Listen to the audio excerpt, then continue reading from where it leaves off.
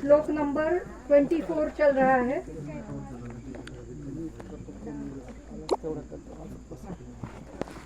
Airplane आगे का सूत्र है, प्रागपि च अधर्मात् ऋते न अशुभो उत्पत्ति ही अन्यतो अभूत। अभी ये जो सभी हेतु बताए, 4 प्रकार के जो हेतु बताए, इन्होंने 5वां बताया, तो ये सभी जो है वो उसको एक हम मराठी में बोलते हैं दुजोरा देने के लिए, मतलब ये बराबर है, ये यही होता है, ये बताने के लिए उन्होंने एक उदाहरण दिया है जो पूर्व काल में हुआ है। उसका उदाहरण प्रागपि, प्राग मतलब पूर्व काल में पहले भी ऐसा हुआ है। क्या? जो अधर्मात् ऋते, अधर्म के सिवाय न अशुभ उत्पत्ति ही अन्यतो अभूत, अशुभ की उत्पत्ति नहीं हुई है। या फिर ये जो अशुभ मतलब अभी ये सभी जनपदोध्वंस को लगाना है। अब इसका सीधा वाक्य ऐसा है कि अधर्म से ही अशुभ उत्पत्ति होती है। जब किसी वाक्य में 2 बार नेगेटिव पद आते हैं तो कैंसिल कर दें।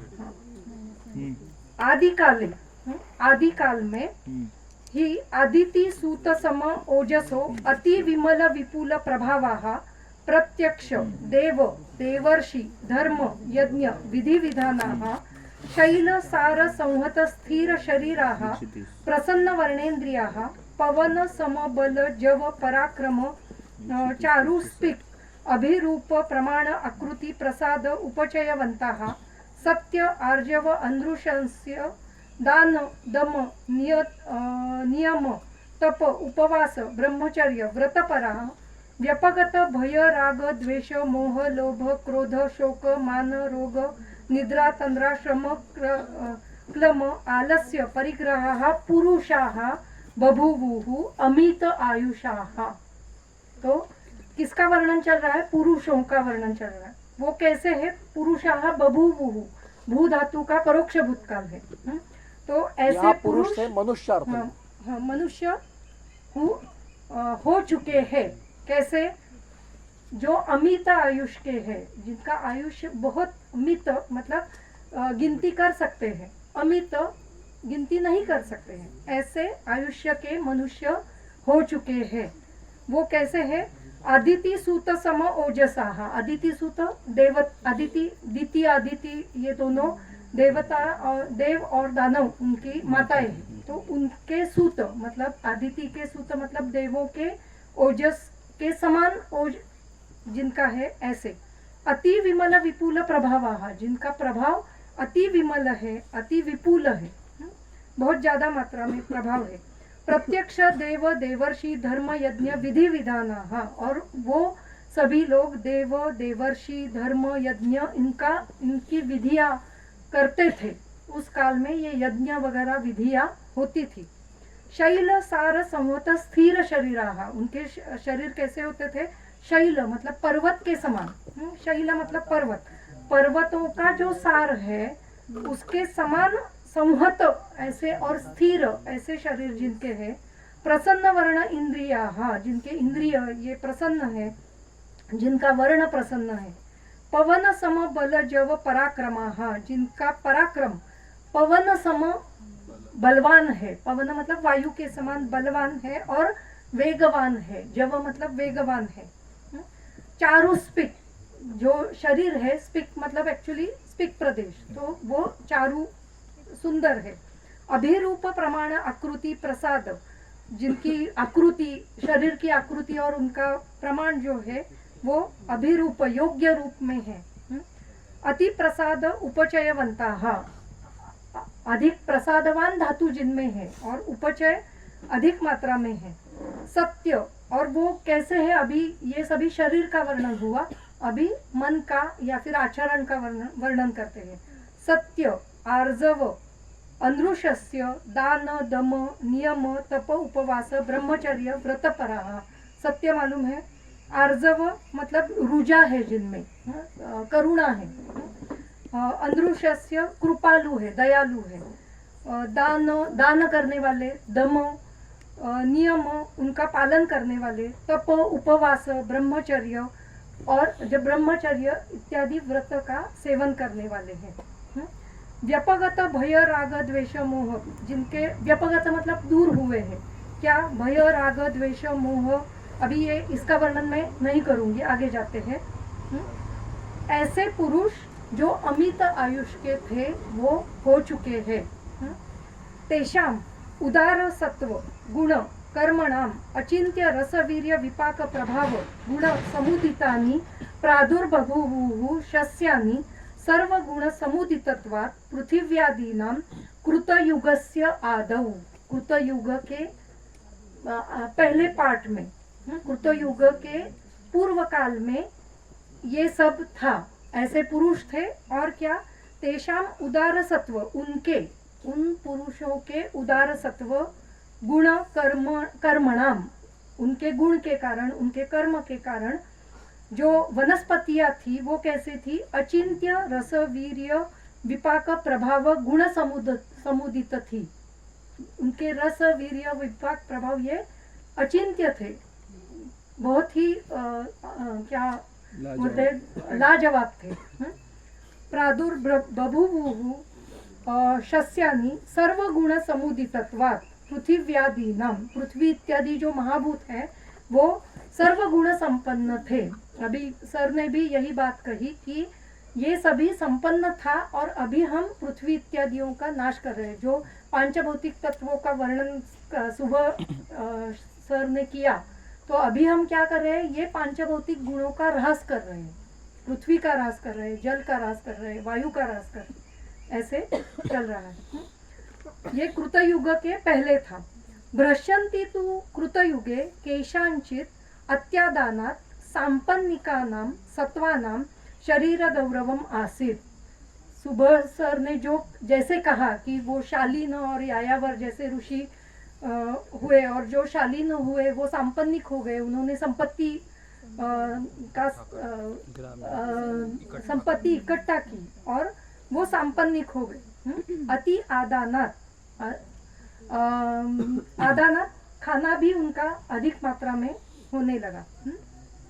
सत्वानाम शरीर गौरवम आसीत्, शरीर का गौरव बढ़ गया, इसके कारण शरीर का गौरव बढ़ गया।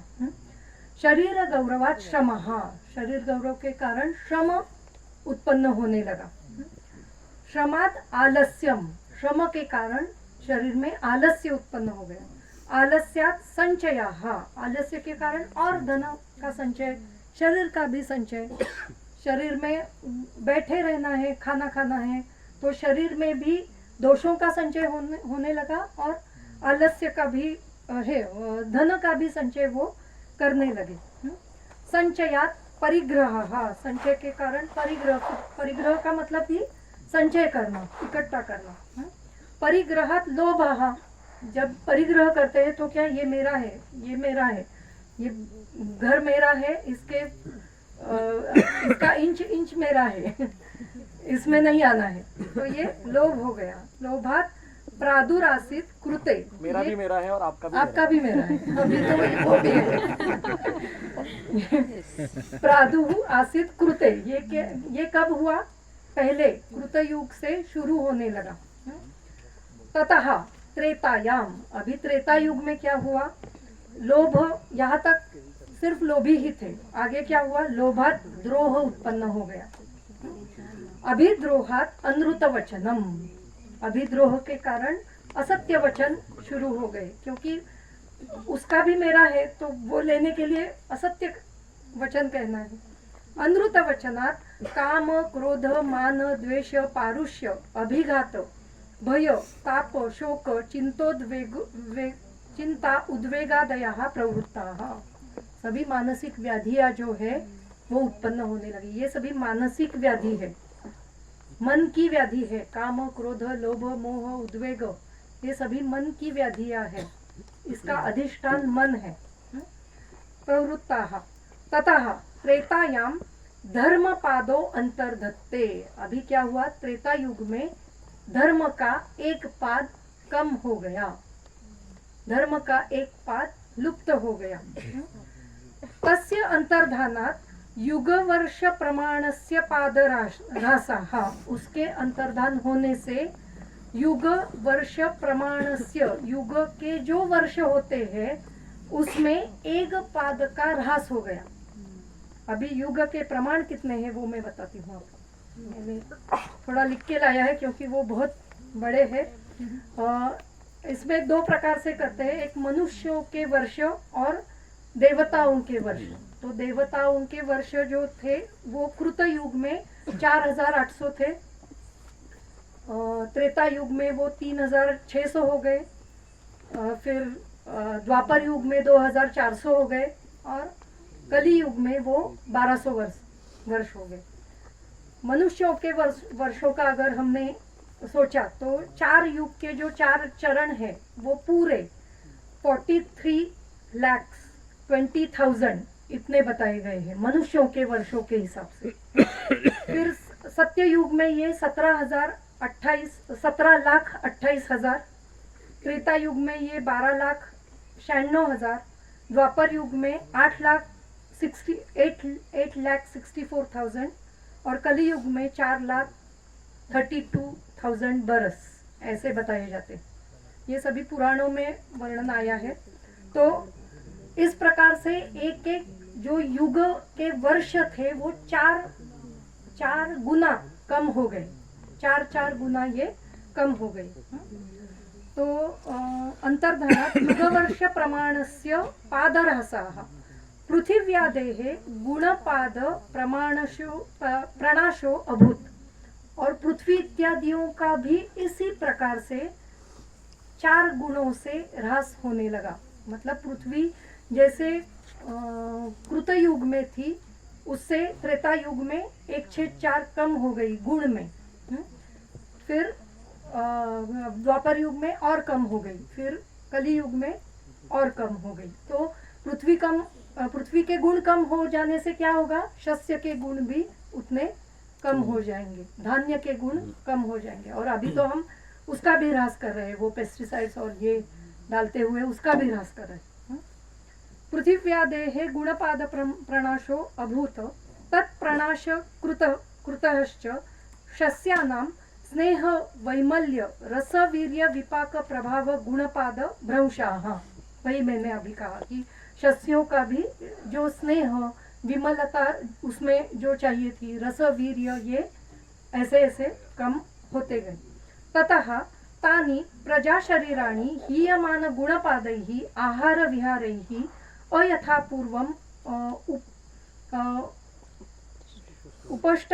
उपष्टभ्यमानानि अग्निमारुतपरितानि प्राक् व्याधिभिः ज्वरादिभिः आक्रांतानि। अतः प्राणिनो ह्रासम अवापुः आयुषाः क्रमशः। अभी वही शस्य हम खा रहे हैं तो हमारे भी आयु की ह्रास वैसे वैसे होने लगी, 4 गुना वो कम होने लगी। और उसमें अग्नि और वायु के कारण, अग्नि और वायु दूषित होने लगा तो उसके कारण भी शरीर में ज्वर इत्यादि व्याधियों का समावेश होने लगा। आगे है भवताश्चत्र युगे युगे धर्मपादः क्रमेण अनेन हीयते गुणपादश्च भूतानाम एवं लोकः प्रलीयते। जो ऊपर कहा है वही सिर्फ पद्य में यहाँ पे कहा है। युगे युगे, एक एक युग में धर्म का पाद होने लगा और गुणपाद मतलब पृथ्वी इत्यादियों के भूतों के गुण कम होने लगे और लोगों में भी जो गुण है, शरीर के गुण है, वो कम होने लगे, शरीर में व्याधियां बढ़ने लगी। संवत्सर शते पूर्णे याति संवत्सरः क्षयम् देहिनाम् आयुषः काले यत्र यन्मानम् इष्यते इति विकाराणां प्रागुत्पत्तिः हेतुः उक्तो भवति। यहाँ पे संवत्सर शते पूर्णे याति संवत्सरः क्षयम्, तो कलियुग में 4,32,000 ऐसे वर्ष बताए हैं। तो जैसे 100 इयर्स पूरे हो जाते हैं, मतलब जब 4,32,000 इतने वर्ष कलियुग की शुरुआत थी, तब हम सोचेंगे कि 4,32,000 इतने 4,32,000 इतने वर्ष होने वाले हैं। जैसे 100 इयर्स कम हो गए, मतलब 4320 इतने वर्ष कम हो गए, तो आयु 1 बरस से कम हो गई। पहले 100 बरस की थी, अभी 99। और आगे जाएंगे तो और अभी आज कुछ 5000 देवता के वर्षों में ऐसा होता है। देवताओं के वर्ष, देवता के जितने वर्ष है ना, हाँ, उसका एक शतांश कम हो गया तो ये 1 वर्ष कम होता है। देवताओं के तो 4 वर्षों लाख में में 100 करते जाएंगे तो वो एक दिन में ही मृत्यु हो जाएगी सबसे। हाँ, लास्ट में तो वैसे ही होने वाला ऐसे। नहीं, वो तो मृत्यु पहले ही। हाँ, अच्छा, देवताओं के वर्षों में ये हो जाएगा, ठीक है, ये अलग है थोड़ा, ठीक। आया समझ में? देहिनाम आयुषो काले यत्र यन्मानमिष्यते इति विकाराणाम प्रागुत्पत्ति हेतुरुक्तो भवति। तो इस प्रकार से शरीर में व्याधियों की उत्पत्ति होने लगी। मतलब ये सभी जो है ये कहाँ से शुरू हो गया है? कृत युग से ही शुरू हो गया है, और अभी कली युग में और अधिक ज्यादा बढ़ने लगा है। आगे, एवं वादिनम भगवंतम अग्निवेश उवाच किम नु खलु भगवन् नियत काल प्रमाणम आयुः सर्व न वाइति। तो ये सब सुनने के बाद अभी फिर से अग्निवेश के मन में कुछ प्रश्न आए हैं जो हमारे मन में भी शायद आ सकते हैं अगर इसका हमने अधिक अभ्यास किया तो ये अग्निवेश पूछ रहे हैं कि नियत काल प्रमाणम आयु सर्वम न वाइति। तो सभी की आयु निश्चित क्यों नहीं है या फिर अनिश्चित क्यों नहीं है? मतलब कुछ लोगों की आयु निश्चित है और कुछ लोगों की आयु अनिश्चित है, ऐसा क्यों है? न वाइति, तो सर्वम न वाइति, तो निश्चित भी है और अनिश्चित भी है, तो ऐसा क्यों दिखाई देता है? सभी की निश्चित 100 साल ही आयु, ऐसे क्यों नहीं है? या फिर सभी की अनिश्चित ही आयु, ऐसे क्यों नहीं है? तो उसका कारण बताते हैं। तम भगवान उवाच यह अग्निवेश भूतानाम आयु युक्तिम अपेक्षते। सभी जो प्राणी है उनकी आयु के लिए युक्ति की अपेक्षा होती है। यहाँ पे भूतानाम हम अभी सिर्फ मनुष्यों के लिए ही लगाते हैं। मनुष्यों की आयु युक्ति की अपेक्षा करती है। कौन सी युक्ति? दैवे पुरुष कार्ये च स्थितम ही अस्य बलाबलम। अस्य आयु का, अस्य मतलब इस आयु का बलाबल दैव और पुरुषकार में है। मनुष्यों का जो दैव है और मनुष्य का जो पुरुषकार, उसमें उनका जो कुछ बलाबल है उस पर उनकी आयु है। अभी दैव क्या है, पौरुष क्या है, वो भी बताते हैं। दैवम आत्मकृतम विद्यात् कर्मम यत् पौर्वदेहिकम। दैव मतलब क्या? पौर्वदेहिक कर्म, जो पूर्व देह में हमने जो कर्म किए हैं उसे दैव कहा गया है। जो आत्मकृत, खुद ने किया हुआ कर्म। स्मृतः पुरुषकारस्तु क्रियते यत् इह अपरम। ये दूसरा जो कर्म है, अपर मतलब दूसरा, जो पुरुषकार है वो इसी जन्म में, इह मतलब इसी जन्म में किया हुआ कर्म है। बलाबल विशेषो अस्ति तयोः अपि च कर्मणोः। इन दोनों कर्म का बलाबल विशेष जो है उसी वजह से ये आयु नियत या फिर अनियत होती है। दृष्टम ही त्रिविधम कर्म हीनम मध्यमम उत्तमम। ये जो कर्म है ये 3 प्रकार के होते हैं। मतलब पौरुष और दैव, ये दोनों कर्म फिर से 3 प्रकार के होते हैं। हीन, मध्य तथा उत्तम। तयोः उदारयोः युक्ति ही, उदारयोः अभी द्विवचन लगा है तो दोनों को लगाना है। दैव और पुरुषकार दोनों उदारयोः, अगर उदार मतलब उत्तम है, उदार का अर्थ यहाँ पे उत्तम लेना। उत्तम है तो क्या होता है? दीर्घस्य च सुखस्य च। दीर्घायु होती है और सुखायु भी होती है। मतलब वो मनुष्य दीर्घ काल तक सुखकर आयु जी सकता है। कब जिएगा? जब दैव और पुरुषकार दोनों उदार उत्तम होंगे, उत्तम होंगे। नियतस्य आयुषो, और वो नियत आयु का हेतु है। वो जो कर्म है, उत्तम कर्म, वो नियत आयु का हेतु हम बता सकते हैं। हेतु विपरीतस्य च इतरा, इतरा मतलब दूसरा। अब अभी क्रॉस लेना है कि जो दैव और पुरुष पौरुष जो है वो नीच है, हीन है, तो क्या होगा? तो आयु अनियत भी है, अदीर्घ भी है, असुखकर भी है। मतलब अल्प आयु, दुखदायक आयु और अनियत आयु। हम देखते हैं बहुत सारे लोगों की आयु ऐसे होती है कि उन्होंने कितना भी अच्छा कर्म किया फिर भी कुछ ना कुछ व्याधि जड़े रहते हैं, घर में कुछ तकलीफें होती है, ये हम देखते हैं। मध्यमा मध्यमस्य इष्टा कारणम शृणु च परम। और जो मध्यम, अगर ये कर्म है, दोनों कर्म दैव और पौरुष, ये अगर मध्यम है तो मध्यम आयु होती है। आगे है दैवम पुरुषकारेण दुर्बलम ही उपहन्यते। अभी ये विषय बहुत ही महत्वपूर्ण है। दैवम पुरुषकारेण दुर्बलम, दैवम दुर्बलम, दुर्बल ये शब्द दैव को लगाना है। जब दैव दुर्बल होता है, पुरुषकारेण उपहन्यते, जो पौरुष है हमारा वो अगर अच्छा है तो क्या होता है? उस पौरुष के कारण वो दुर्बल दैव नष्ट हो जाता है। तो इसलिए कहते हैं कि इस आयु में कर्म जो करो वो अच्छा करो। इसलिए कहते हैं जो आयु आपको मिली है उसमें अच्छा कर्म करो। ये हम बता सकते हैं हमारे पेशेंट को, बता सकते हैं। समाज में अगर अच्छाई लानी है, ये कर्म को, ये किस लिए हमें दिया है? चिकित्सक को किस लिए दिया है? क्या जरूरी है हमें देने की? हमें बताना है ये समाज को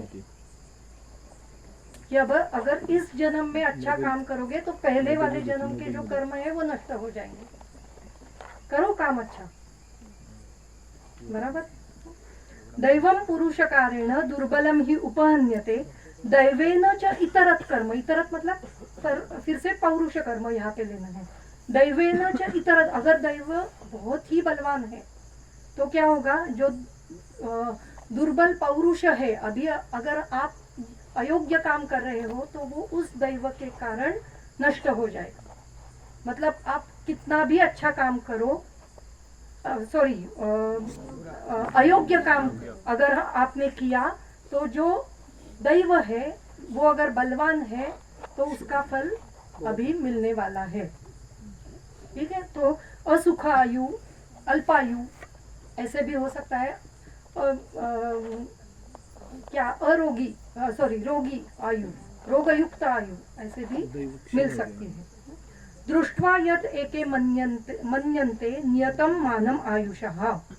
ये सभी देखते हुए किसी एक आचार्य का मत भी यहाँ पे उन्होंने उसको अनुमति दी है। इसको अनुमत तंत्र युक्ति कहते हैं। तो एक आचार्य का मत इन्होंने यहाँ पे दिया है। किसी एक आचार्य का कहना है कि ये सब देखते हुए आयुष्य का मान नियत है, ऐसा हम मान सकते हैं। कर्म किंचित क्वचित काले विपाकम नियतम महत् क्वचित तु अकाल नियतम प्रत्ययैहि प्रतिबोध्यते। कुछ कर्म हमारे ऐसे होते, कर्म किंचित, कुछ कर्म ऐसे होते हैं क्वचित काले विपाके नियतम महत्। कुछ कर्म ऐसे होते हैं जो कुछ काल में उसका विपाक होना ही है, उसका फल मिलने ही वाला है और वो नियत हो जाते हैं। महत विपाके नियत उसका फल मिलने ही वाला है। क्वचित तो अकाल नियतम प्रत्ययैहि प्रतिबोध्यते। जो अकाल नियत कर्म है, जो अकाल नियत फल मिलता है, वो कारणों से हम जान सकते हैं। तो कारण क्या होते हैं? ये दैव और पौरुष, ये ही हमारे कारण है और उसी कारणों से हम जान सकते हैं कि हमें जो फल मिलने वाला है वो निश्चित है या नहीं है। ठीक है। इसके लिए मैं एक उदाहरण देती हूँ। मैं अभी जो केशवात्रेय गुरुकुल में गई थी तो वहाँ पे भी ये चर्चा चल रही थी, तो गर्भाव क्रांति नामक जो अध्याय है वो चल रहा था और उसमें भी ये विषय आया था। तो किसी एक ने कहा कि जो बच्चे पैदा होते हैं वो अगर सरोगेट मदर से पैदा होते हैं तो किसका कर्म गलत है, किसका कर्म गलत है, वो माता पिता का या बच्चे का? दोनों का है। दोनों का है, दोनों का है। और अगर वो सरोगेट मदर या फिर हम और भी कुछ ये लगा सकते हैं कि वैश्या से प्राप्त हुआ अगर पुत्र है पुत्री है, उसने अगर बहुत अच्छा काम किया और वो वैज्ञानिक हो गया, वो कुछ अच्छा हो गया, तो क्या है उसका पुरुषकार? उदाहरण बताओ। अच्छा, हाँ। सत्यकाम जाबाली। सत्यकाम जाबाली नाम के आचार्य थे।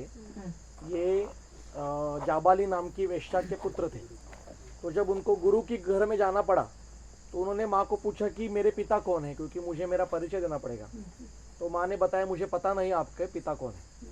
तो ठीक है बोले उन्होंने। वो जब गुरु जी के पास चले गए तो उन्होंने जो सत्य परिस्थिति वो बताई कि मैं एक वेश्या का पुत्र हूँ और मुझे पता नहीं कि मेरे पिता कौन है। तो उनके गुरु ने कहा कि तूने सत्य बोला है मेरे से, इसलिए मैं तुझे सब कुछ पढ़ाऊंगा। और फिर उन्होंने बाद में जाकर छांदोग्य उपनिषद का रचना की। मतलब उसके जन्म लेना ये उनके किसी कर्म का फल था, लेकिन पौरुष इतना बलवान किया उन्होंने कि वो उपनिषदकार बन गए। वाल्मीकि का उदाहरण है। और एक दैव बदलते, वाल्मीकि का दैव बदलता नहीं है, उसका बल कम होता है। फल तो भोगतना ही पड़ेगा, बल कम होगा। कार्वर, एक होता कार्वर, पढ़ा है? क्या देखा है? बुक है कार्वर नाम का जो ये था, उसका भी ऐसे ही है। कोई भी गुरु, कोई भी वस्तु अपने कर्मों का फल आपको छुटकारा देने वाली नहीं है। जो कर्म किया है अच्छे बुरे उनको भुगतना ही पड़ेगा। उनकी तीव्रता कम ज्यादा करते हैं। मतलब एक गिरनार में ऐसा है कि एक पागल घूमता है, उसके सारे बदन पे उसने ऐसे कोन लगा के रखे हैं। तो वो जिसको भी गालियां देता है ना तो उसे समझते हैं कि उसका कुछ कर्म खत्म हो गए, कम हो गए। या जो ऊपर हम गए थे कि एक ऐसे कोने में मतलब ऐसे जाना पड़ता है, तो गोरखनाथ तो उसको कम कर देते हैं, लेकिन वो भुगतना तो पड़ता है। और अगर उल्टा देखेंगे, बहुत अच्छे कुल में जन्म हुआ है, अंबानी के कुल में जन्म हुआ और व्याधित है, तो क्या सोचेंगे? बहुत अच्छे कुल में जन्म है। नहीं, वो तो पूर्व कर्म के दोनों कर्म भी है, अच्छे भी है बुरे भी है। और उन दोनों माता पिता के भी। पांडव प्रतापामध्ये अगर माता की पिता के भी कर्म बुरे है तो होने वाली संतान कैसे होगी मालूम नहीं, उसमें भी दोष आ सकता है। वो संतान को भी भुगतना पड़ता है, माता पिता को भी भुगतना, तो ये भोग है। आगे जाएंगे, भी आगे का विषय थोड़ा फास्ट ले लेती हूँ। तस्मात उभय दृष्टत्वात् न एकांत ग्रहणम साधु। इसलिए दोनों को देखते हुए हमें एकांत ग्रहण, मतलब सिर्फ दैव को ही कोसना है। मेरा दैव ही ऐसा है, अरे अच्छे काम करो ना तो अपने आप दैव ये हो जाएगा। मेरा पौरुष ही ऐसा, मतलब मैं अभी काम कुछ नहीं कर सकती, मैं ऐसे ही हूँ वैसे ही हूँ, कुछ नहीं होगा। वो दैव जो है वो बलवान होके मार देगा। और इसमें अभी ऐसा हुआ कि आत्महत्या करना ये छुटकारा पाने का एक मार्ग आया है, तो आत्महत्या है आपके कर्म और बढ़ा देगा। तो वो आज न कल भुगतना ही पड़ेगा, आत्महत्या से वो छूटने वाला नहीं। अभी आगे के सिर्फ अर्थ देखेंगे। आगे यदि ही नियत काल प्रमाणम आयु सर्वस्य, अभी जो प्रश्न पूछा था कि एक किसी आचार्य ने बोला है कि नियत काल अगर आयु है तो क्या होगा। यदि ही नियत काल प्रमाणम आयु सर्वं स्यात् तदा आयुष कामाणाम न मंत्र औषधि मणिमंगल बलि उपहार होम नियम प्रायश्चित्त उपवास स्वस्यन प्रणिपात गमनाद्याः क्रियाः इष्टयाः प्रयोज्येरन्, ये सभी करने की जरूरी ही नहीं है। अगर नियत काल है, मालूम है कि आयुष्य 80 साल का है, समझो 80 साल का है, मालूम है, तो ये करने की जरूरी ही नहीं है। आगे है न उद्भ्रांत चंड चपल गो गज उष्ट्र खर तुरग महिषादयः पवनादयः दुष्टाः परिहार्याः स्युः। ये सभी जो दुष्ट हो चुके हैं या फिर उद्भ्रांत चंड ऐसे हैं, कौन, जो गो गज मतलब गाय गज, वो अगर हमारे ऊपर आ गए और हमें सिंह से उठाने लगे तो डरने की जरूरी ही नहीं है। या फिर टोर्नेडो आ गया, कुछ सुनामी आ गया, डरने की जरूरी ही नहीं, क्योंकि आयुष्य नियत है। अगर ऐसा होता तो लेकिन ऐसा नहीं है। न प्रपात गिरी विषम दुर्गा मुहु वेगाः। अगर कोई भी पर्वत गिर गया, डरने की जरूरी नहीं है। तथा न प्रमत्त उन्मत्त उद्भ्रांत चंड चपल मोह लोभ लोभाकुल मतयाः। अगर हमारे बीच में कोई ऐसे है प्रमत्त उन्मत्त, डरने की जरूरी नहीं है। ये तो न आरयाः, अरी मतलब शत्रु को से भय की जरूरी नहीं। न प्रवृद्धो अग्नि ही, अग्नि प्रवृद्ध हो गया, अगर अग्नि लग गया घर में, अग्नि लग गया बहुत ज्यादा ये हो गया तो भी डरने की जरूरत। न विविध विष आश्रय सरीसृप उरगादयः। विष इत्यादि जो विषारी जो प्राणी मात्र है उनसे डरने की जरूरी नहीं। न साहसम, कुछ भी साहस करो। न आदेश कालचर्या, जो देश और काल की चर्या बताई है वो उसका पालन करने की जरूरी ही नहीं है। न नरेंद्र प्रकोप इति, अभी हम ऐसे ही मानते हैं इसलिए कर रहे हैं। न नरेंद्र प्रकोप, जो राजा का जो कोप होता है वो भी नहीं होगा। एवं आदयो ही भावाः न अभावकराः स्युः आयुषः सर्वस्य नियत काल प्रमाणत्वात्। ये जो भाव है, ये सभी जो ऊपर बताए हैं वो अभाव नहीं करेंगे किसका, आयुष्य का। आयुषः अभावकराः न स्युः सर्वस्य नियत काल, क्योंकि आयुष्य नियत काल है। न च अभ्यस्त अकाल मरण भय निवारकाणाम अकाल मरण भयम आगच्छेत्। जो अकाल मृत्यु का भय जिनको होता है वो जो अकाल मृत्यु का भय निवारण करते हैं, उसका निवारण करते हैं, भय जो ज्योतिष शास्त्रज्ञ है या फिर जो काउंसलिंग करते हैं उसके बारे में, तो उनकी जरूरी ही नहीं है। आगच्छेत् प्राणी नाम आगच्छेत्, उनके पास जाने की जरूरी ही नहीं है। व्यर्थ च आरंभ कथा प्रयोग बुद्धयाः स्युः महर्षिणाम रसायनाधिकारे। जो रसायनाधिकार दिया है उसकी जरूरी क्या है, उसकी जरूरी ही नहीं है। व्यर्थ हो जाएगा वो सब। न अपि इंद्रो नियत आयुषम शत्रु वज्रेण अभिहन्या। अभी थोड़ा उस काल में गए हैं फिर से कि जो इंद्र के द्वारा शत्रु का वज्र से हनन भी नहीं होगा। न अश्विनौ आर्तम भेषजय न उपपादयत्। अश्विनों को क्या जरूरी है, अश्विनी कुमारों को, कि भेषज देके रोगियों को ठीक कर पाए। जरूरी ही नहीं है ना, करने की जरूरी नहीं है। वैद्य की जरूरी ही नहीं पड़, अभी इस काल में देखोगे कि वैद्य की जरूरी ही नहीं पड़ेगी अगर नियत आयुष्य है तो। न महर्षयो यथेष्टम आयुः तपसाम प्राप्नुयुः। महर्षि तप के द्वारा दीर्घायु की प्राप्ति करेंगे ही नहीं क्योंकि नियत आयु है। न च विदित, मतलब सभी जो शंकाएं है वो यहाँ पे ली है। न च विदित वेदितव्याः महर्षयः ससुरेशः सम्यक् पश्येयुः उपदिशेयुः आचरेयुः। सम्यक् विदित वेदितव्याः, जो जानते हैं। विदित मतलब ये जो शास्त्र है ये जो जानते हैं। वेदितव्याः जो महर्षि मतलब जो ऋषि मुनि इंद्र के पास गए और उनसे जो ये आयुर्वेद का ज्ञान लिया, हाँ, तो वो करने की भी जरूरी नहीं थी। ससुरेशः सम्यक् पश्येयुः उपदिशेयुः, उनका उसका उपदेश करने की भी जरूरी नहीं है और आचरण करने की भी जरूरी नहीं है, ऐसे बताते हैं। अपि च सर्वचक्षुषाम एतत् परम च ऐन्द्रम चक्षुः इदम च अपि अस्माकं तेन प्रत्यक्षम। लेकिन इन सभी में जो हमारे सामने जो दिखाई देता है, जो प्रत्यक्ष है, वो क्या है? यथा पुरुष सहस्त्राणाम उत्थाय आहवम कुर्वताम अकुर्वताम च अतुल्य आयुष्टवम। जो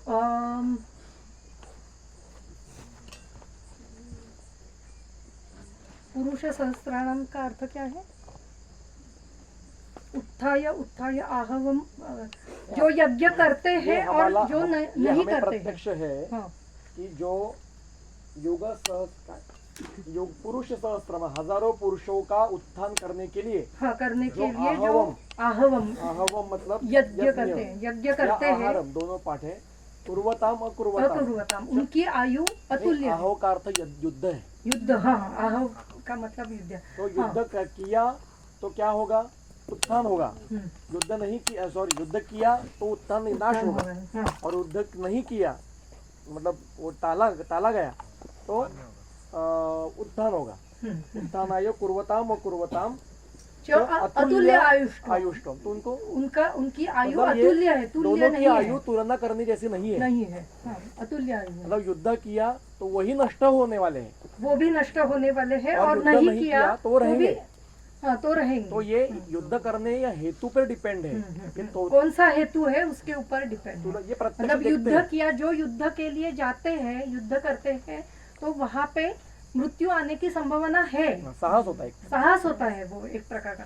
और जो युद्ध के लिए नहीं जाते हैं तो वो शायद बच भी जाते हैं, ऐसा है। तो इनकी आयु तुलना करने योग्य नहीं है। नहीं है, मतलब जो हेतु है वो महत्वपूर्ण है यहाँ पे।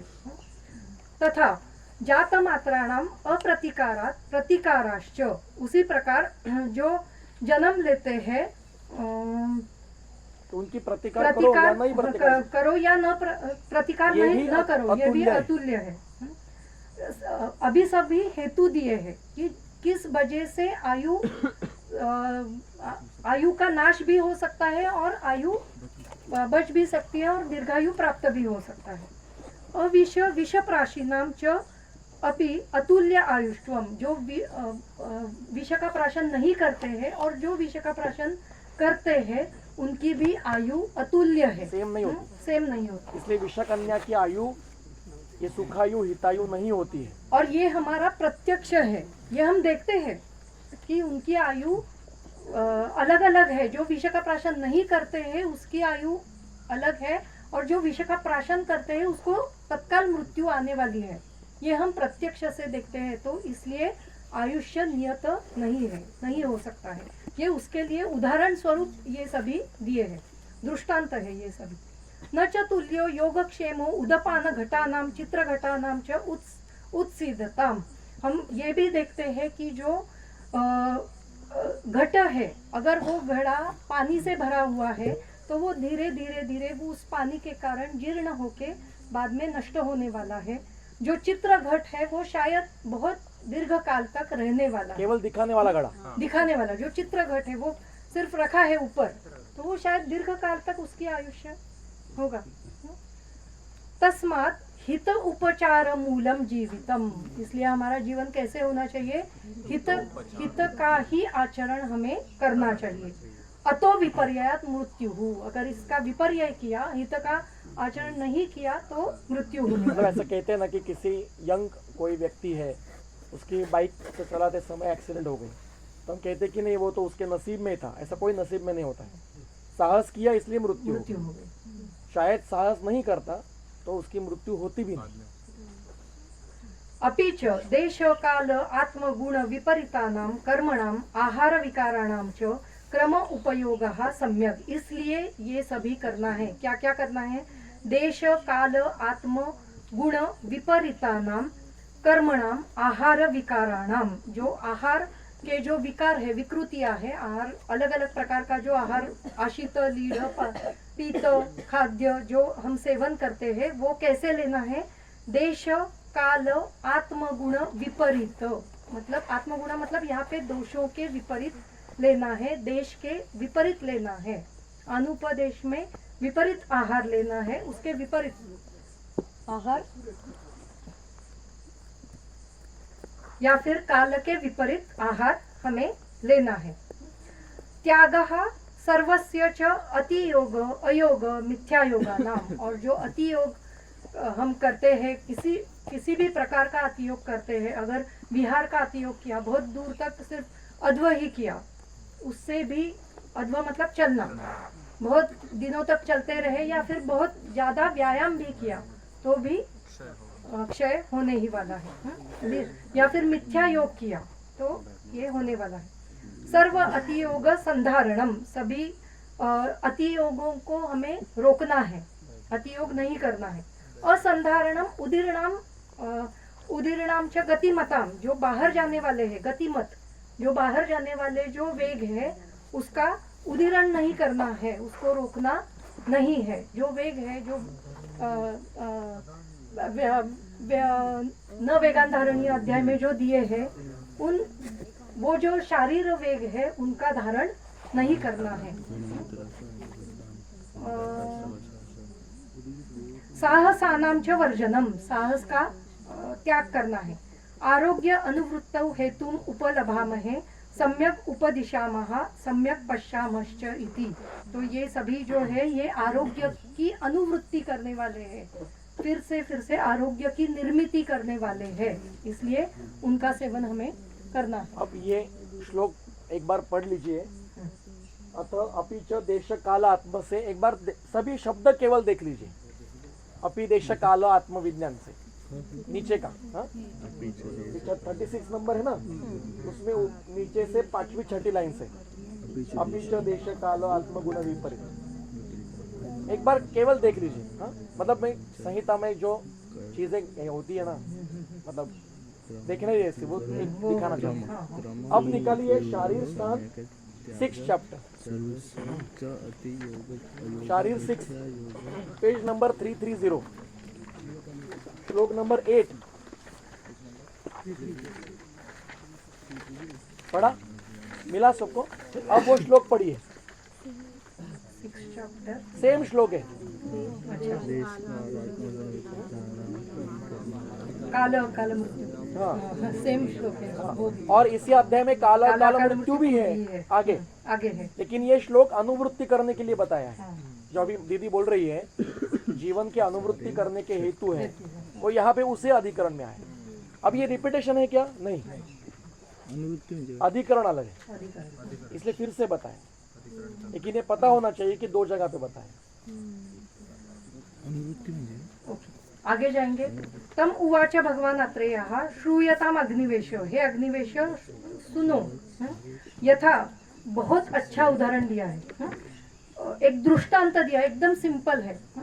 यथा यान समायुक्तो अक्षः प्रकृतै एव अक्षगुणैः उपेताः स च सर्वगुण उपपन्नो बाह्यमानो यथा कालं स्वप्रमाण क्षयाद एव अवसानं गच्छेत् तथा आयुः शरीर उपगतं बलवत् प्रकृत्या यथावत् उपचर्यमाणं स्वप्रमाण क्षयाद एव अवसानं गच्छति स मृत्युः काले। ये काल मृत्यु है, उसके लिए उदाहरण दिया है। क्या दिया है?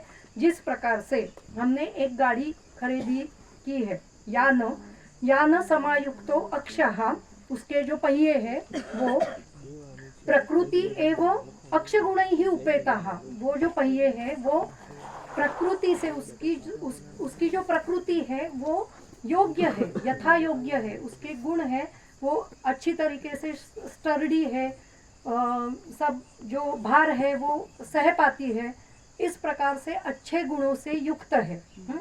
प्रकृति एव अक्ष गुण ही उपेताः स च सर्व गुण उपपन्नो बाह्यमानो यथा कालम स्वप्रमाणम क्षयादेव अवसानम गच्छेत। वो सर्व गुणों से युक्त है और जो बाह्यमान है उसमें जो उसका चालक है वो भी उसको योग्य तरीके से लेके जा रहा है।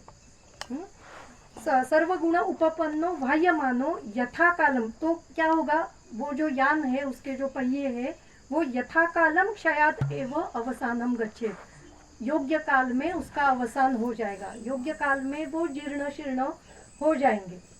कोई भी गाड़ी लो, उसका इंजन लो, इंजन भी अगर हमने योग्य तरीके से उसको चलाया, उस पर आजकल वो ये होता है स्पीडोमीटर, उसमें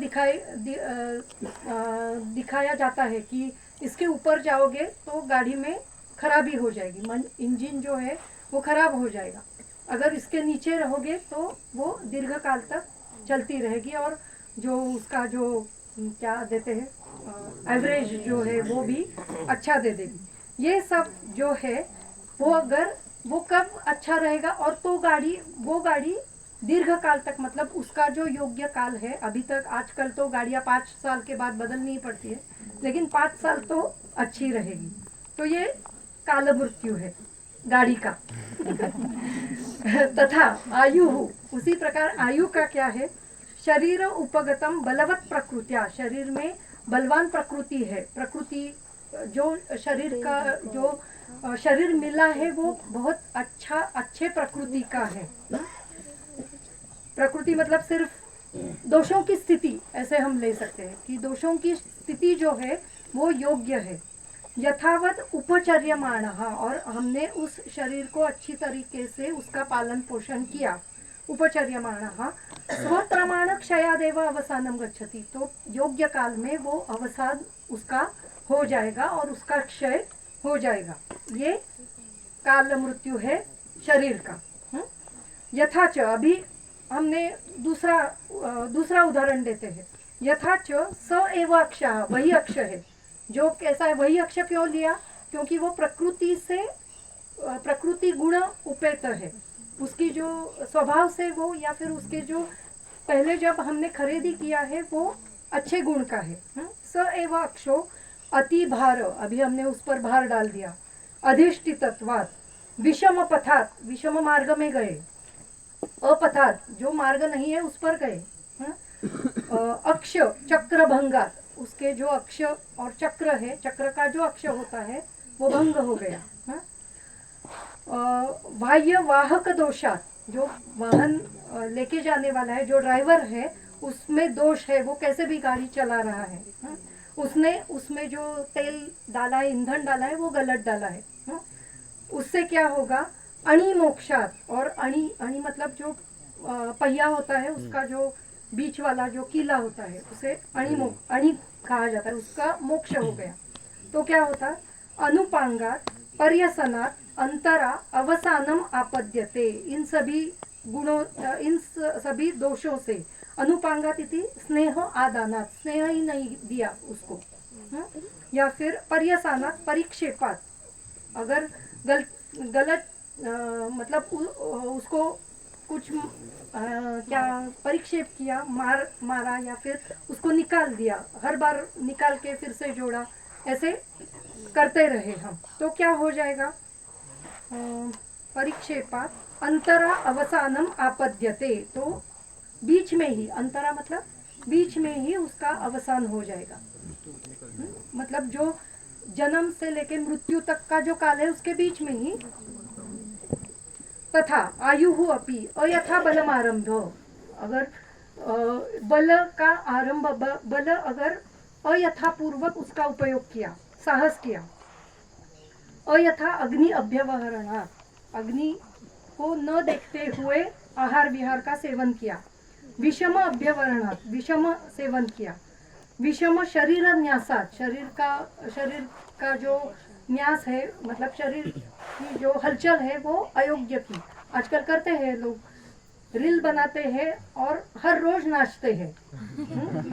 विषम न्यासात अति मैथुनात, असत संशयात, अयोग्य व्यक्तियों के साथ बैठा, दारू पीने के लिए बैठ गए रोज। असत संशयात उदीर्ण वेग विग्रहात, जो उदीरण करने वाले जो वेग है उसका विग्रह किया, निग्रह किया, वो रोक दिए। विधार्य वेग अविधारणात्, जो विधारण करने वाले वेग है, जो मानस काम क्रोध ये जो है उसका धारण नहीं किया, अविधारणात्। भूत विष वायु अग्नि उपतापात, भूत विष वायु अग्नि, उनका भूत मतलब फिर से वायरल डिसीजेस, अभी ध्यान में रखो।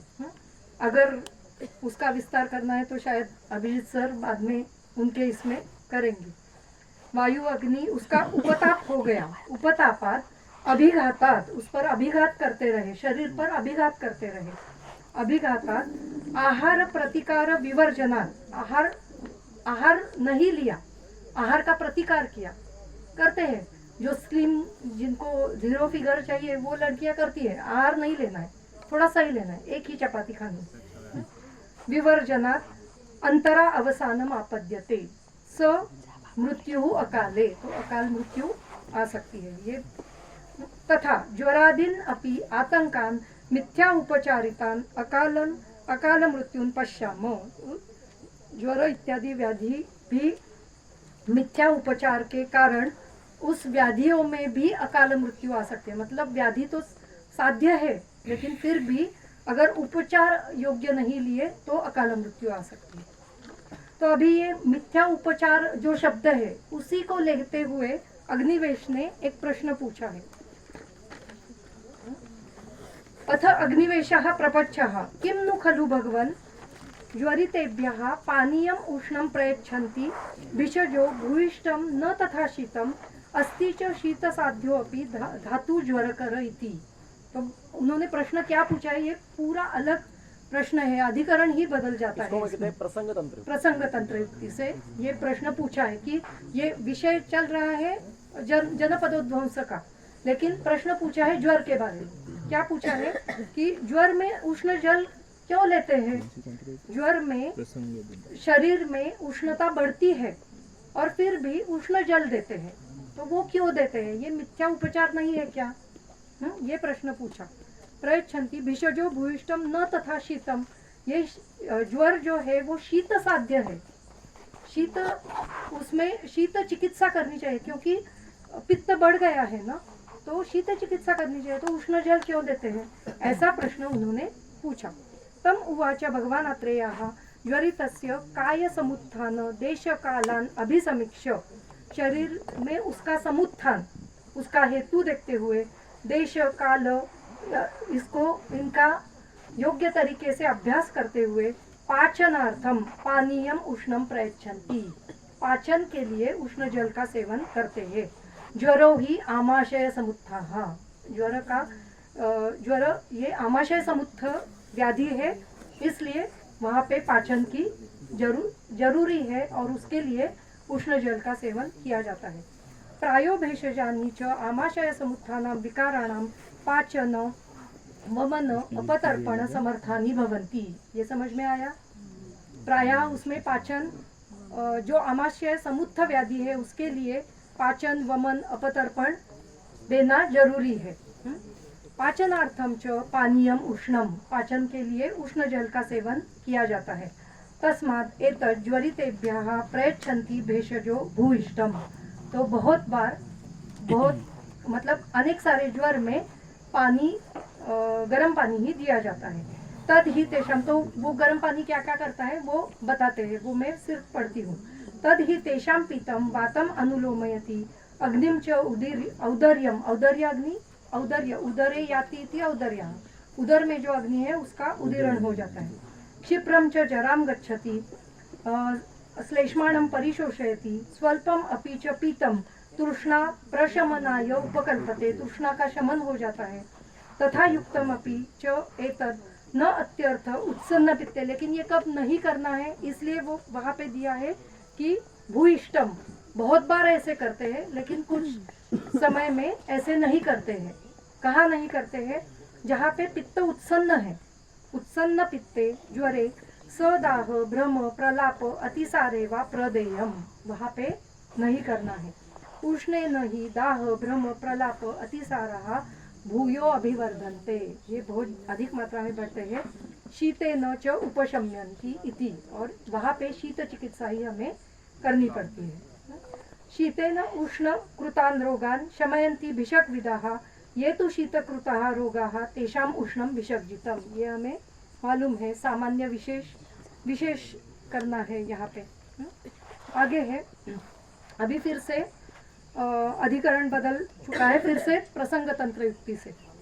एवं इतरेषाम् अपि व्याधीनां निदान विपरीतं भेषजं भवति, अपतर्पण निमित्तानां व्याधीनां न अंतरेण पूर्णम अस्ति शांति, तथा पूर्ण निमित्तानां व्याधीनां न अंतरेण अपतर्पणम। अभी यहाँ पे थोड़ा अलग विषय यहाँ पे आया है कि जो अपतर्पण निमित्त व्याधि है उनके लिए क्या करना है, न अंतरेण पूर्णम अस्ति शांति, पूर्णेन शांति ही न अंतरेण अस्ति।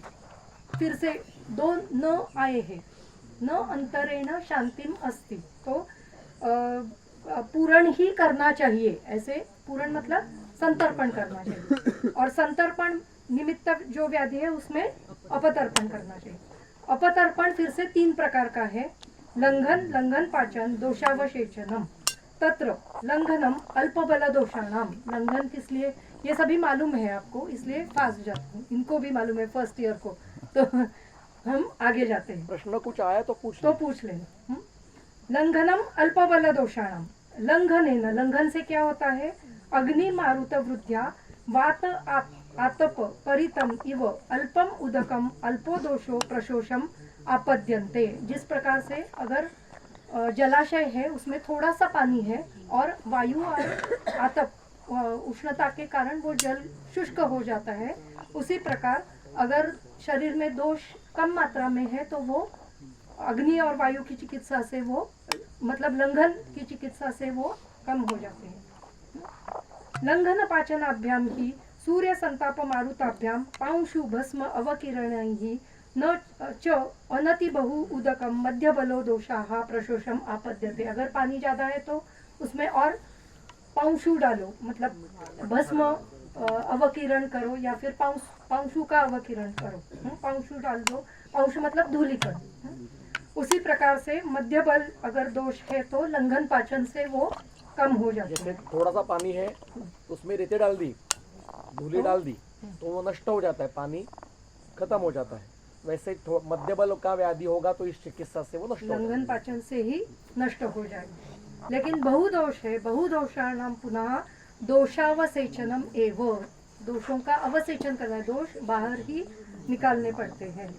सेचनम एव कार्यम न ही अभिन्ने केदार सेतु, केदार सेतु, केदार मतलब खेत, खेत में जो सेतु बंधारा हम बांधते हैं उसको अगर भिन्न नहीं किया, अभिन्ने न ही अभिन्ने, भिन्न नहीं किया, पलवला प्रसेको अस्ति, तो क्या हो जाएगा, वहाँ पे पानी रोका जाएगा और जो पलवल वगैरह जो है, पत्ते वगैरह है वहाँ पे गिर जाएंगे और वो पानी भी खराब हो जाएगा।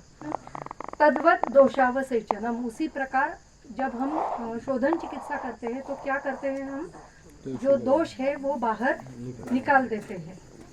दोषावसेचनम अन्यत्वा भेषजम प्राप्त कालम अपि आतुरस्य न एवं विधस्य कुर्यात्। तो अभी ये और एक विषय यहाँ पे लिया है कि ये जो दोषावसेचन मतलब शोधन चिकित्सा, और भेषजम अन्यद्वा, अन्यद मतलब दूसरी चिकित्सा मतलब शमन चिकित्सा, ये प्राप्त कालम, काल मतलब वो चिकित्सा देने का काल प्राप्त हुआ है, फिर भी अपितु प्राप्त कालम अपि आतुरम न एवं विधस्य कुर्यात्, किन आतुरों को नहीं करना है, किन आतुरों को ये चिकित्सा नहीं देनी है, ये एक विषय आया है। तद यथा अनपवाद प्रतिकारस्य अधनस्य अपरिचारकस्य, अनपवाद प्रतिकार मतलब जो प्रतिकार करते हैं,